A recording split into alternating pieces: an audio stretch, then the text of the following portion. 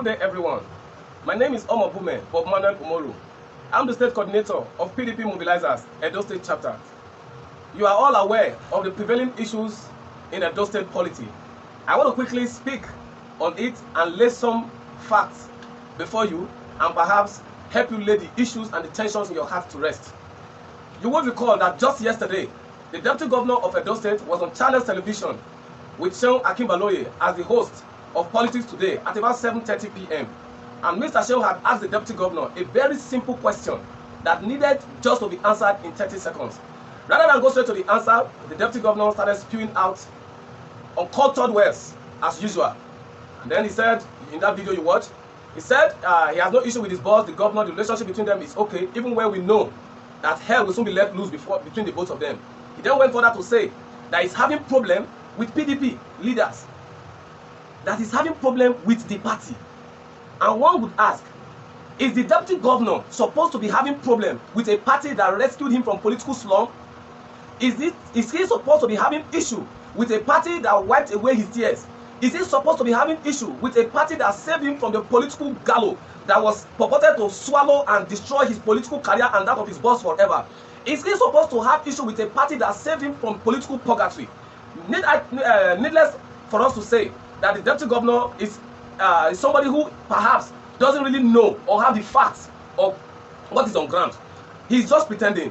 If you watch that clip very well, you will discover that the deputy governor ended the Zoom call between himself and Seun Akinbaloye, and Seun had thought it was a network issue. No, we are ICT experts. We know when network is interrupting. It wasn't network. The deputy governor, realizing that he goofed, ended the call, and that was where the whole thing ended. He didn't make attempt to reconnect back to Seun to say further things because he knows that he has went out of the line. Now, before I continue, I want to sincerely tell you that the issue on ground and what he's claiming that the relationship between him and the governor is 100% okay. He's lying.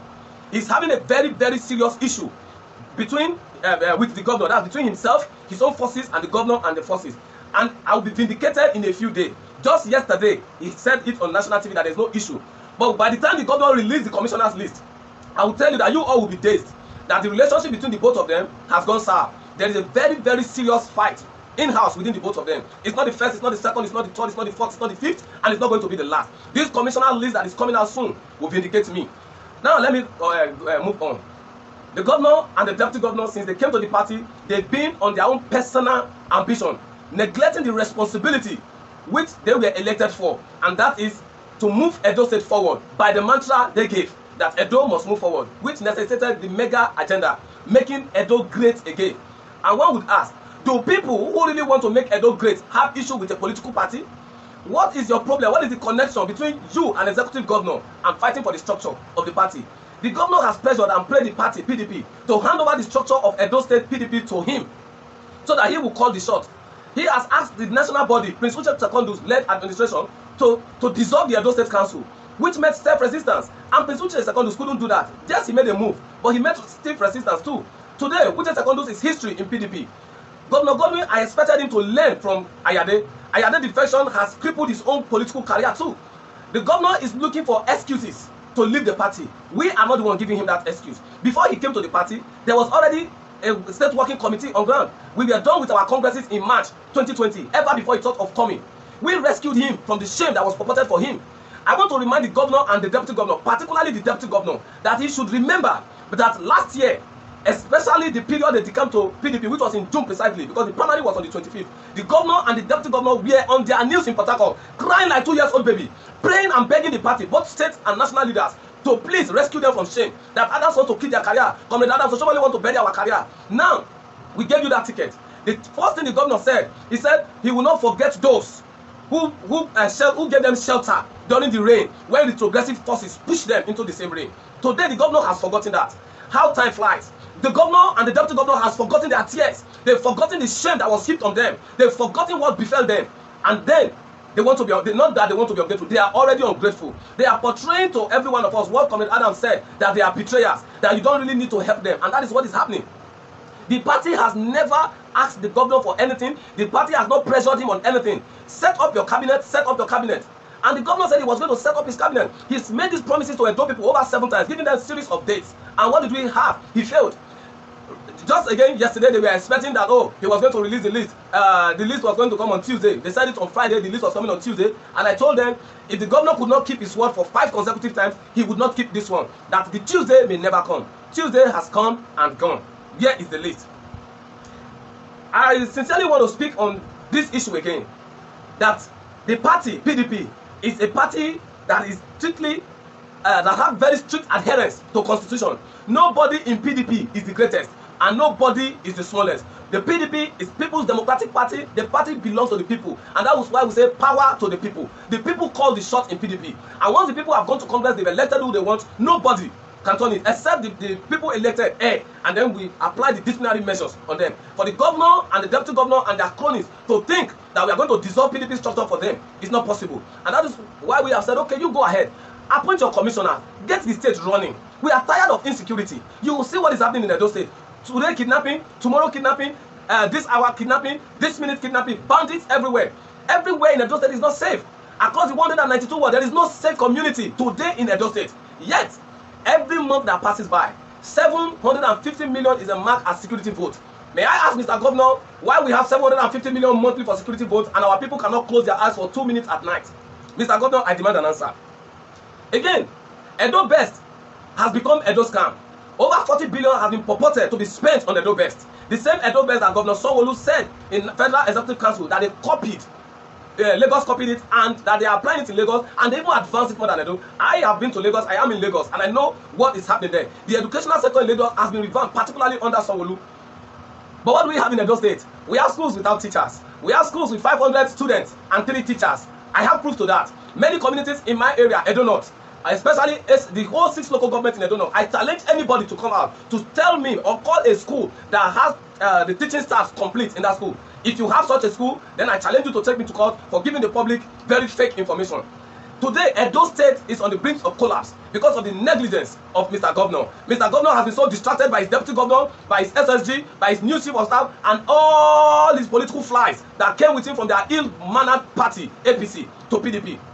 They are the ones distracting the governor. As I speak to you, my people, there is no contractor that is on site today in Edo State. All ongoing road projects in Edo State have been paused. Go to Ekenwa, go to Okugbe Inobela, go to Esako Central, go to Onwa, go to Akoko Edo, go to Orionwa, go to any of the local governments in Edo State. You will not meet contractors on our road. Erosion has taken almost all the streets in Benin and other environs. Yet, the governor is receiving allocation month in, month out. The governor is not concerned about the welfare of the people. The governor is not concerned about the development of the state. The governor is not concerned about revamping the agricultural sector. The only concern that Mr. Governor has is that he wants to handle or hold the structure of PDP in Edo State. And I ask you, Mr. Governor, Mr. Technocrat, as you claim, what do you want to do with the structure of PDP? One of the greatest problems you are having is your deputy governor. Your deputy governor is intellectually deficient and subservient. That is why he cannot contribute or bring to your executive table any meaningful value or any meaningful contribution or add to your policy formation that will help you advance the state. The only thing he can offer you is how to sustain the people and how to create crisis in every local government in Edo State. If you can get rid of your deputy governor, you will go far as a governor. If you can get rid of most of the people surrounding you who are giving you ill advice, you will go far as a governor, Mr. Godwin or Obaseki. Again, our hospital, you complained that Comrade Adams Oshiomhole built Central Hospital, it was not equipped. Mr. Governor, what stopped you? We did not elect you to complain. We elected you to solve problems. You said Edo State must move forward. Our people are suffering. My local government, for example, I call my community, we are far behind. You told my people that you were going to ensure that they have stable electricity supply. As I speak, over 6 months, my people have not seen just one brink of that power supply. Just one. Maybe the people there are not telling you the truth, especially Damian that I know, his name is on the commissioner list. Maybe he's not telling you the truth. You have not done anything for my people, especially this second tenure that you resumed on November 12th. Nothing has been done. Your Excellency, we discussed about the Edo State House of Assembly. I remember critical stakeholders in Edo State sent message to you and they advised, they wrote to you, Mr. Governor, set up Legislative Advisory Council. That Legislative Advisory Council, these constituencies that have been sustained, that they are the puppets of Adams Oshiomhole refuse to turn up for inauguration. Get people to represent them and then let them begin to take decisions, begin to advise you on what to do to this constituency. Let this constituency not be shut out of governance, especially as it pertains to representation. But what do we know? Your deputy governor is supposed to be the one even advising you, given to the fact that he was he spent 2 terms at the Edo State House of Assembly. He didn't just spend 2 terms, he was the majority leader. Shortly after then, he went to House of Reps before returning to become your deputy governor. But perhaps because academically, intellectually, he's nowhere, he has nothing to offer. So what do I expect? Do I expect somebody who is deficient to advise you? Of course no. Somebody who knows nothing about policy or anything, do I expect him to advise you? No. The only thing your governor can bring to your table is Bolanle Pepe Demo. That's the only thing. Go and check the campaign. Did Comrade Philip Shaibu say anything meaningful to the people apart from una go left there? No. Oh yeah, Bolanle Pepe Demo. And that is why I told people that his new name is Bolanle Philip Shaibu, because that is the only thing he can offer to us. That's the only thing. Go and check, Your Excellency, check the people surrounding your deputy governor. Which of them can stand intellectually? Which of them, in the test of time, in the test or in the face of difficulty, can provide reasonable solution to a problem bedeviling our state? None of them. Check the people surrounding you, Your Excellency. All of them also are deficient and subservient. Nothing to offer. The business of business is business. The business of electing you is to advance Edo State, make Edo State great again. Not to come and fight for party structure. The party is not troubling you. The party is not pressuring you. I am very, very much aware that none of our leaders is pressuring you, except for the political merchants whom you have tied rope with. You have had a very strong agreement with them. You have tied your hope to them. These are the ones disturbing you. But the ones I know, the progressive, none of them has disturbed you. In fact, they have given you the go ahead to nominate who you want to nominate. And it is left for you. Again, Your Excellency, the issue of insecurity in Edo State, I remember I personally wrote to you, since Governor Sanwo-Olu copied our own program, Edo Best, you go to Lagos, also copy the Neighborhood Watch. Neighborhood Watch was introduced by Governor Akinwumi Ambode, and to a very large extent, it really helped in ensuring that major communities in Lagos are safe. Not just major, every aspect of Lagos. There's no local government that doesn't have Neighborhood Watch. Neighborhood are just like vigilantes. They advanced them, gave them uniform, gave them equipment, gave them cars, and the world, even up to bicycle, they gave to them. Sir, the 750 million, since you have refused to equip our police, can be diverted to this. This. Set up Neighborhood Watch. You can set up Atalapa.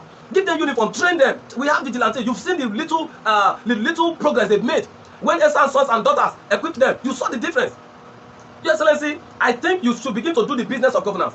As a member of the campaign council in 2020, I traversed 192 wards with you. PDP mobilizers were there. We worked assiduously. We even collaborated with Achievers Grassroots Initiative, which Chief Mohammed Iyore heads. We collaborated with them. We were visible in everything. We went around with you. So we have the right to speak. You cannot shut us up. Mr. Governor, the reason we traversed with you is because we told Edo people that you are going to deliver. Now that you are failing, we have to tell you. It's not enough signing MOU. I have not seen the visible reality of your MOU. I have not seen the importance. I have not seen the value of the MOU you've been signing. Mr. Governor, there are certain information I would not want to release. Many lies you have told the people, I would not want to say them. But if you push me further, I will say it. Forget about structure and face the business of governance.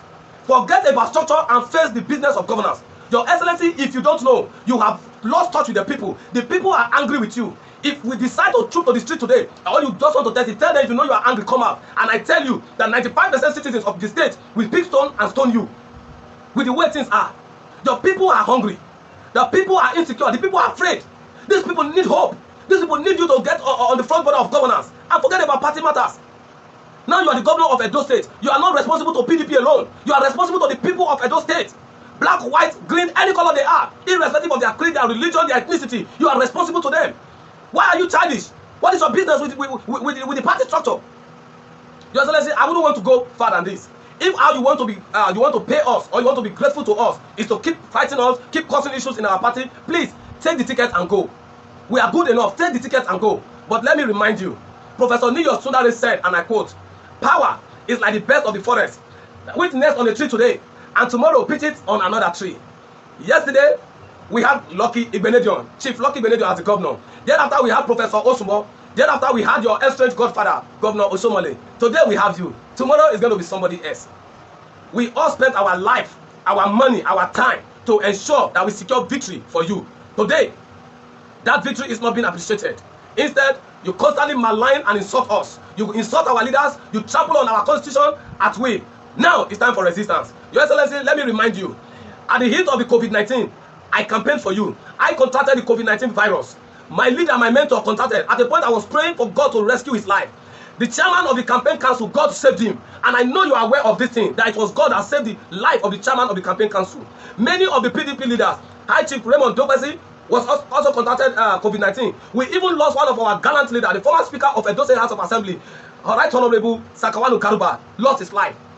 Honorable Silama contracted, a lot of persons contracted the COVID-19 virus, risking their life to ensure that you don't go down politically as purported and planned by Comrade Adams Oshiomhole. After all this is done, using life, blood and water to save you from eternal shame politically, all you can do now is to be ungrateful to us. But let me tell you, sir, ungratefulness is greater than the sin of witchcraft. Any man that is ungrateful to man cannot be grateful to God, and God despises such a man. The time is running, and I'll keep you informed. Your Excellency, get back to the front burner of governance and give us results. I'm not interested in appointments. It's not my fault. Don't think because I want appointments, I will not speak the truth. No, I'm not one of those people. And I pity the people of Edo State who are quiet in the face of insecurity, in the face of hunger and starvation. When they rise up, Your Excellency, you will not be able to resist them.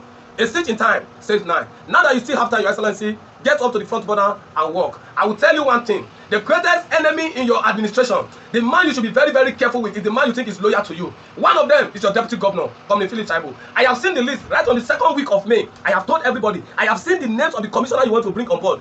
Many of them, 95% of them, are intellectual dwarfs. They have nothing to offer. In fact, you bring them before me, they cannot get employment in the private sector. I am very, very much aware of this, that in the public sector they will not get employment. Many of them will not get employment in the public sector.